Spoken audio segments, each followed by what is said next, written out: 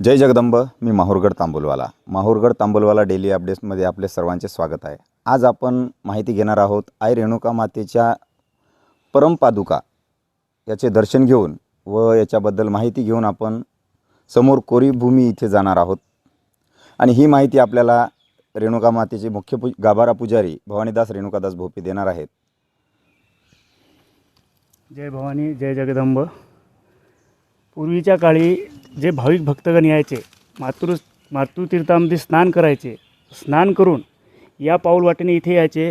हे मेन देवीच्या पादुका आहेत समोर. स्थापन आहे. हे रेणुका मातेच्या पादुका आहेत. तर याचं पहिलं दर्शन मानलं जायचं. हे दर्शन करून त्याच्यानंतर हे दर्शन करून तेथूनच इकडल्या भागाने वर गडावर जायच्या पुरातन पायऱ्या आहेत. हे पायऱ्या दगडी पायऱ्या आहेत. हे पूर्ण पायऱ्या जंगलातून हे गडापर्यंत पायऱ्या आहेत. देवीच्या गडापर्यंत पायाचं. हे पूर्वी असे लोक इथून जात होते. हे पूर्वीचा पुरातन रस्ता आहे. हा रस्ता दुर्मिळ आहे. अजून कोणाला इथलं बरेचसे भक्तांना माहीत नाही. बरेचसे भक्तांना माहीत आहे की हे पूर्वीच्या पायऱ्या कुठून जात होत्या. ते मातृतीर्थाचं जे महत्त्व आहे की स्नान करायचं, इथलं दर्शन घ्यायचं आणि आईसाहेबाच्या दर्शनाला जायचं. आता आपण इथून पुढे गेल्यानंतर आईसाहेब जी कोरीभूमी म्हणतात माहूरला, ते कोरीभूमी काही क्षणावर आपण काही पायऱ्या चढल्यानंतरच दुरीवर आहे. तिथलं आपण दर्शन घेणार आहोत आता. धन्यवाद. जय भवानी. जय जगदंब, जय भवानी. खूप छान माहिती दिली आपण. व तसेच थोड्या वेळामध्ये आपण कोरीभूमी याची माहिती पण आपण सर्वांपर्यंत पोहोचवणार आहोत.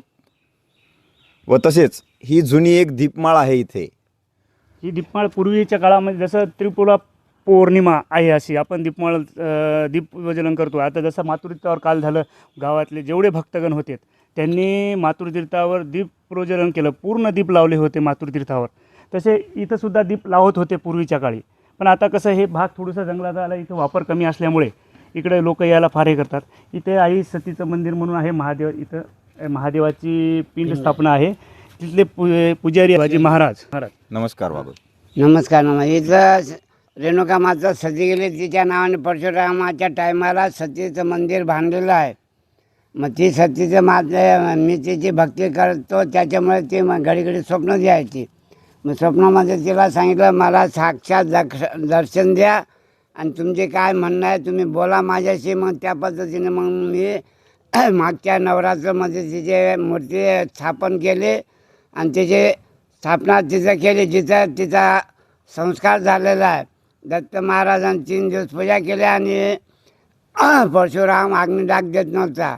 मग उठून बसले रेणुका मा, अरे बाळा